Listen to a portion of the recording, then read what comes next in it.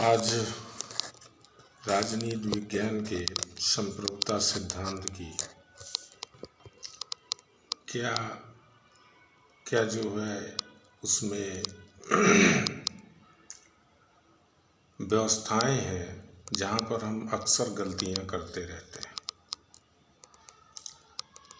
आखिर संप्रभुता और संप्रभु है क्या चीज़? सबसे पहली चीज़ तो ये हमें जानना चाहिए कि संप्रभु है क्या। हम संप्रभु कहते किसे? संप्रभु हम कहते किसे? पहली चीज़ कि संप्रभु की संकल्पना ये आई कैसे और कहाँ से आई? ये संप्रभुता की जो धारणा है, ये धारणा पश्चिमी सभ्यता की देन है और संप्रभुता को व्याख्यायित करने के लिए धुंधले से संकेत हमें हाब्स के चिंतन में मिलते हैं, लेकिन उस संप्रभुता का स्वरूप, जिस संप्रभुता को हम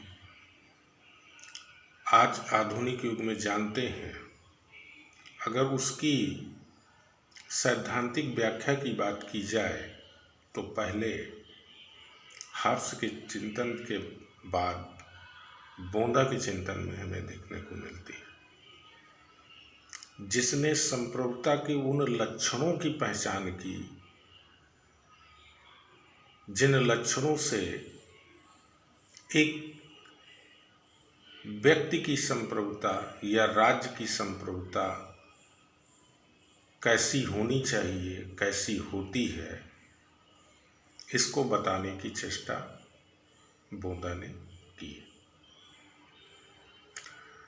संप्रभुता का अर्थ अगर हम लें कि संप्रभुता किसे कहते हैं, तो संप्रभुता राज्य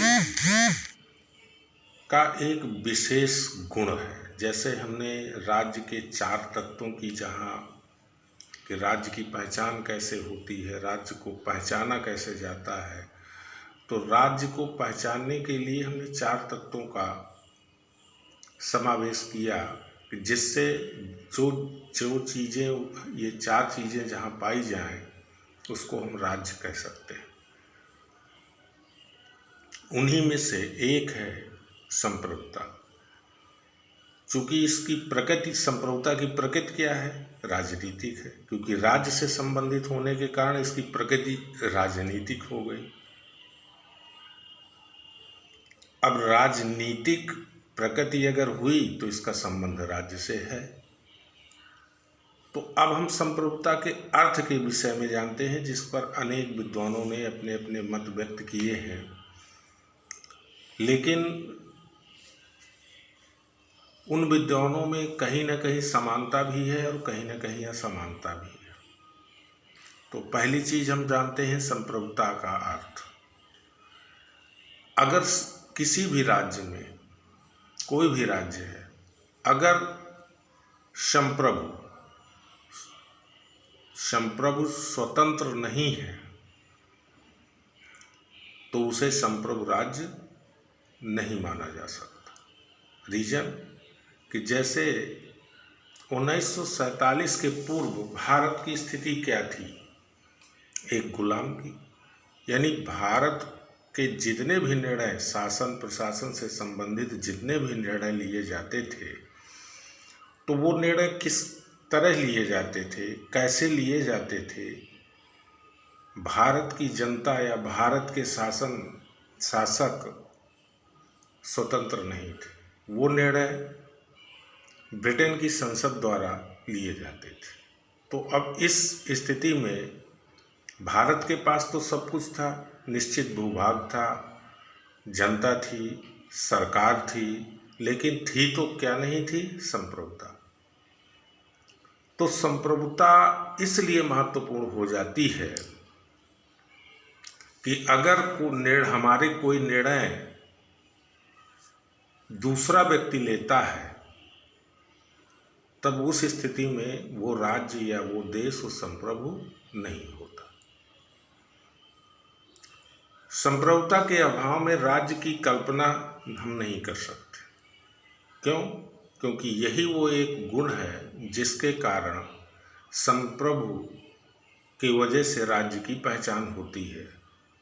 जैसे संप्रभु दो प्रकार से संप्रभु के दो प्रकार हैं, आंतरिक संप्रभुता और बाह्य संप्रभुता। आंतरिक का मतलब है कि आंतरिक रूप से जो भी निर्णय हैं वो सारे निर्णय लेने के लिए राज्य किसी पर आश्रित ना हो, किसी का दबाव ना हो, कोई बाह्य दबाव ना हो, या राज्य के अंदर ही कोई ऐसा दबाव ना हो जिससे उसके निर्णय को प्रभावित कर सके। तो ये तो हो गई आंतरिक स्थिति। बाह्य स्थिति का मतलब है कि बाह्य स्थिति का मतलब है कि जो अन्य संप्रभु राज्य हैं जिनमें वैसी ही संप्रभुता जो संप्रभुता एक राज्य में है वैसी ही संप्रभुता दूसरे राज्य में है, एक तो मान्यता दे, दूसरा उसके निर्णय अपने परिक्षेत्र में लागू हो। तो संप्रभुता के अगर संप्रभुता नहीं है तो हम राज्य की कल्पना ही नहीं कर सकते बिना संप्रभु के। और इसीलिए संप्रभु की जो मूल अवधारणा है वो राजनीतिक है। राजनीतिक इसलिए कि न राज्य की जो राज्य है, राज्य अपने पूर्ण रूप में तभी आता है जब वो संप्रभु हो, और संप्रभु तभी आता है जब कोई राज्य हो। यानी दोनों एक सिक्के के दो पहलू हुए, यानी बिना संप्रभु के राज्य नहीं और बिना राज्य के संप्रभु नहीं। तो इसलिए इसकी जो मूल अवधारणा है, संप्रभुता की जो मूल अवधारणा है वो है राजनीतिक। अगर प्रश्न में पूछता है कि जैसे प्रश्न पूछ लिया कि संप्रभुता की प्रकृति या संप्रभुता की मूल अवधारणा क्या है, तो हमारा उत्तर होगा राजनीति। क्यों? क्योंकि इसका संबंध राज्य से है, और जब किसी का संबंध राज्य से है तो उसकी प्रकृति कैसी हो गई? राजनीतिक हो गई। तो संप्रभुता आधुनिक काल की देन है। संप्रभुता कोई प्राचीन काल से नहीं था। संप्रभु कोई प्राचीन काल से नहीं था। जिस रूप में हम आज देखते हैं, संप्रभु को जिस रूप में हम आज देखते हैं, ये आधुनिक काल की देन है, जिसका उदय राष्ट्र राज्य के उदय के साथ होता है। संप्रभुता का उदय जो होता है वो राष्ट्र राज्य के उदय से होता है। और संप्रभुता का जन्म 16वीं शताब्दी में होता है। हम संप्रभुता के जनक के रूप में बोंदा का नाम लेते हैं, क्योंकि सबसे पहले उसी ने ही संप्रभुता की वास्तविक परिभाषा देने की कोशिश की। अब हम यहाँ आते हैं संप्रभुता के दो प्रकार। तो पहला प्रकार क्या है? आंतरिक संप्रभुता। आंतरिक संप्रभुता का जनक कौन है? गार्डनर है। और बाह्य संप्रभुता का जनक कौन है? ग्रोसियस है। जब ग्रोसियस, ऐसा नहीं है कि संप्रभुता बाह्य और आंतरिक पहले नहीं थी, लेकिन एक पर्टिकुलर एक दिशा में जिन्होंने इस विषय पर अपने सिद्धांत दिए, तो ये आंतरिक संप्रभुता के जनक हो गए गार्डनर, और बाह्य संप्रभुता के जनक हो गए ग्रोसियस। संप्रभुता शब्द जो है वो अंग्रेजी के सॉवरेंटी शब्द से बना है। संप्रभुता जो शब्द है वो अंग्रेजी के साबरनेटी शब्द से बना है। और ये साबरनेटी शब्द किससे बना है? तो ये देखिए, सबसे बड़ी चीज होती है कि जो राजनीति यूरोप से आई वो लैटिन भाषा, और जो यूनान से आई वो ग्रीक हो गई। जिस राजनीतिक शब्दावली का जन्म यूनान में हुआ तो वहां की भाषा क्या हो गई? यूनानी हो गई। और जो राजनीतिक शब्दावली यूरोप से आई वो ग्रीक हो गई। तो साबरनेटी शब्द जो है वो किस भाषा का शब्द है? चूंकि साबरनेटी शब्द अंग्रेजी भाषा का है, जिसको हम संप्रभुता कहते हैं। और संप्रभुता जो है राज्य का गुण है और आधुनिक काल की देन है। 16वीं शताब्दी में इसका जन्म हुआ। तो साबरनेटी शब्द जो बना वो ग्रीक भाषा का बना, जो लैटिन भाषा का शब्द, जो दो शब्दों से मिलकर बना है, सुपर और एनस। सुपर का मतलब सर्वोच्च, सुपर का आशय सर्वोच्च, और एनस का मतलब सत्ता या शासन। तो इसको हम कह सकते हैं सर्वोच्च शासन या सर्वोच्च सत्ता, सर्वोच्च शासन या सर्वोच्च सत्ता। अब ऐसा नहीं है कि ये 16वीं शताब्दी के पहले इस संप्रभुता का उपयोग नहीं होता था, लेकिन जिस रूप में आज आप देख रहे हैं उस रूप में नहीं होता था। सबसे पहले प्राचीन काल में अरस्तु ने संप्रभुता को सर्वोच्च सत्ता शब्द, संप्रभुता के लिए अरस्तु ने सबसे पहले सर्वोच्च सत्ता शब्द का प्रयोग किया। अब ये देखिए कि ये लैटिन भाषा का जो शब्द है सुपर और एनस, ये जो लैटिन भाषा का शब्द है इसमें क्या है? सर्वोच्च सत्ता। तो उसी मूल शब्द को किसने प्रयोग कर दिया? अरस्तु ने प्रयोग कर दिया। मध्यकाल जब आया, जब मध्यकाल आया तो संप्रभुता के स्थान पर, चूंकि मध्यकाल की स्थिति क्या थी? छोटे छोटे राज्य, जैसे आप भारत में देखिए, मध्यकाल में भारत में क्या थे? क्षेत्रीय राज्य थे, छोटे छोटे राज्य थे। तो उस समय जब मध्यकाल में आया ये, तो मध्यकाल में सर्वोच्च सत्ता का प्रयोग न करके क्षेत्रीय आधिपत्य का मतलब एक स्थान विशेष के लिए क्षेत्रीय आधिपत्य शब्द का प्रयोग किया गया। ये कब किया गया? मध्यकाल में। वहीं पर लाक ने किस शब्द का प्रयोग किया? तो सर्वोच्च सत्ता शब्द का प्रयोग किया। देखिए, संप्रभुता का उपयोग हर विचारक ने अपने समय के अनुसार, जिस समय जैसी परिस्थितियां थी उसी अकॉर्डिंग उसने उस शब्द का प्रयोग किया। अब उस शब्द के प्रयोग में संप्रभुता का जन्म 16वीं शताब्दी में होता है, और ये कहाँ होता है? यूरोप में होता है, और यूरोप के न्यायविदों द्वारा होता है। अब हम आते हैं संप्रभुता के लक्षण क्या है, कैसे हम पहचानें कि ये संप्रभु है, ये संप्रभु राज्य है, या इस व्यक्ति या इस संस्था या इस राज्य में संप्रभुता है, कैसे पहचानें? तो अब हम एक चीज यहां पर ये देखेंगे कि संप्रभुता को सुप्रीम पावर यानी सर्वोच्च पावर, और अगर हम इसको धार्मिक पहलू से देखें तो सुप्रीम सत्ता का प्रयोग हम कहाँ करते हैं? भारतीय परिप्रेक्ष्य में अगर हम धार्मिक आस्था पर ले जाएं तो सुप्रीम सत्ता का प्रयोग हम कहाँ करते हैं? ईश्वर।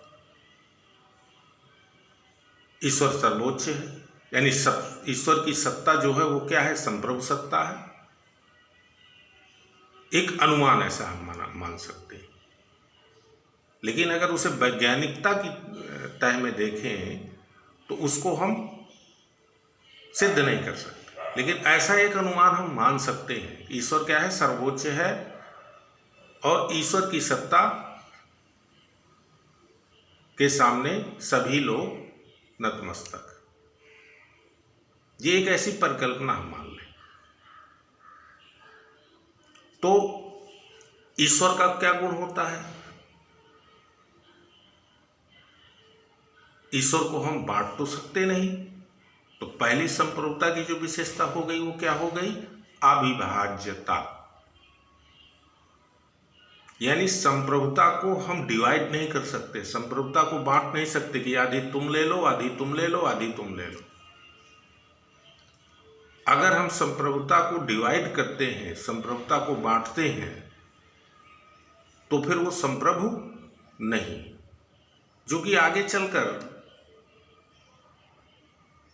इसमें विभाज्यता के बाहुलवादी ने जो विचार दिया उसमें संप्रभुता के विभाज्यता का सिद्धांत उन्होंने दिया, विभाजित संप्रभुता की परिकल्पना उन्होंने दिया, लेकिन जो मूल रूप से जब जन्म हुआ इसका, उस समय जो इसकी विशेषताएं दर्शाई गई थी वो क्या थी? अविभाज्यता। अविभाज्यता के बाद निरंकुशता। अब यहाँ निरंकुशता की बात आप करते हैं तो हाफ्स ने अपने राज्य या राजा या संस्था को निरंकुश संस्था के रूप में पेश किया। तो राजा को या संप्रभु को कैसा होना चाहिए? निरंकुश होना चाहिए, अहस्तांतरणीय, उसको दिया ना जा सके, स्थानांतरित न किया जा सके, दूसरे को न दिया जा सके कि अभी तक मैं उसका उपयोग कर रहा हूं, तुम उपयोग कर रहे हो। चौथी विशेषता है असीमितता, और पांचवी विशेषता क्या है? मौलिकता, यानी मौलिक होना चाहिए। ऐसा ना हो कि सामने कुछ और हो और पीठ पीछे कुछ और हो, तो मौलिक होना चाहिए। फिर है सर्वव्यापकता। सर्वव्यापकता का मतलब है कि वो किसी एक जगह नहीं, सर्व जगह व्यापक। ईश्वर क्या है? सर्वव्यापक है। उसी तरह संप्रभुता को भी सर्वव्यापक होना चाहिए, और अदेयता, किसी को दी नहीं जा सके, और पूर्णता, वो अपने आप में पूर्ण हो। इसी तरह गार्नर ने संप्रभुता शब्द की विवेचना कैसे किया है? जिसके कारण अपनी इच्छा के अलावा अन्य किसी से बंधा नहीं।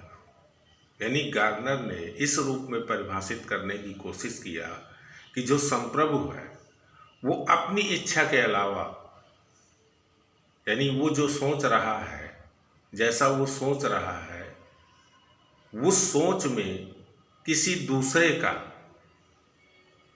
या दूसरे के द्वारा सोचवाया नहीं गया।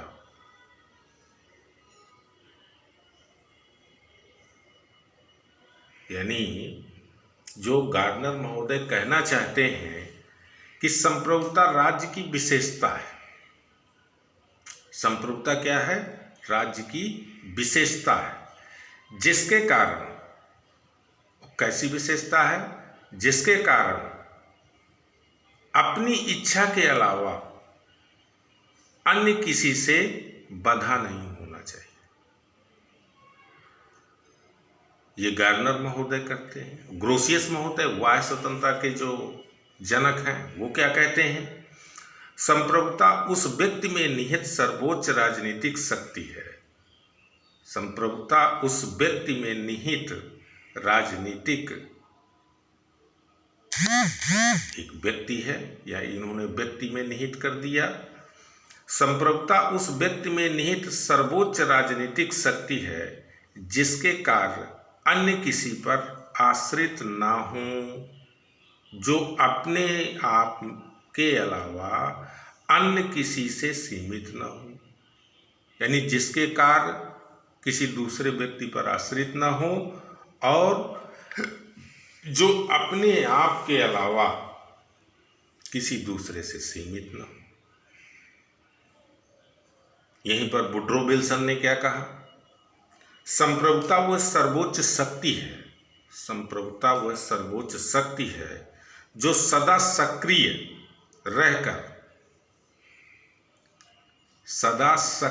रहकर कानून बनाती है और उसका पालन करवाती है। अब यहाँ पर देखिए, दो चीज आप ध्यान रखिए, पूरी परिभाषा याद करने की जरूरत नहीं, यहाँ दो चीज सिर्फ आपको ध्यान रखने की जरूरत है। वो क्या है कि संप्रभुता वह सर्वोच्च शक्ति है। ये तो सबको ही कहेगा संप्रभुता सर्वोच्च शक्ति है, लेकिन सक्रिय रहना और सक्रिय रहते हुए कानून जो उसके आदेश हो उन आदेशों का क्या पालन करना, यानी सक्रियता और कानून का पालन कराना। ये दो शब्द याद रखने की जरूरत है कि एक तो सक्रियता होनी चाहिए, दूसरी कानून का पालन कराने की क्षमता होनी चाहिए। यानी अगर आप कोई कानून बनाते हैं और अगर आपके पास कानून के पालन की क्षमता नहीं है तो फिर आप संप्रभु नहीं हैं, क्योंकि कानून बना देने भर से थोड़ा काम चलेगा। काम तो तब चलेगा जब उस कानून का पालन हो, और पालन हो, उल्लंघन ना हो, और अगर उनका उल्लंघन होता है तो दंड देने की शक्ति हो। तो सक्रिय और कानून के पालन कराने की क्षमता हो, वुड्रो विल्सन उसको क्या मानते हैं? संप्रभु मानते हैं। गेटल क्या कहते हैं? विभाजित संप्रभुता, जैसे संप्रभुता बाहुलवादियों ने संप्रभुता को विभाजित करने की वकालत की, तो गेटल ने क्या कहा है कि विभाजित संप्रभुता अपने आप में विरोधाभास।